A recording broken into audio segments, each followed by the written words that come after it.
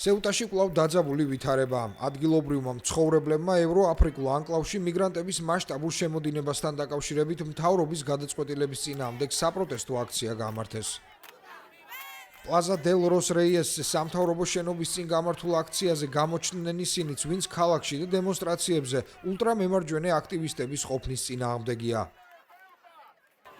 მე ამ პროვოკატორის ვიტო კილესის წინააღმდეგი ვარ. ის აქ მხოლოდ ქალაქის გასახლეჩად არის. ჩვენი ქალაქი მულტიკულტურულია. არიან მუსლიმები, ქრისტიანები, ებრაელები, ვინც კი თავში მოგივათ. დამსწრეთა უმრავლესობა სეუტის ერთიანობისა და ესპანური იდენტობის დასაცავად გამოვიდა სიტყვით მას შემდეგ, რაც ავტონომიურ ქალაქში 50,000-ზე მეტი ადამიანი ჩავიდა. ჩვენ ვაპროტესტებთ იმას, რაც მაროკოს მეფემ სეუტას გაუკეთა. ასევე გამოვდივართ პრემიერ-მინისტრის წინააღმდეგ. სწორედ ის არის დამნაშავე ამ ყველაფერში. ჩვენ გვინდა რომ გადადგეს. ის არაფრის ღირსი არ არის. მას საერთოდ არ გააჩნია ლიდერული თვისებები.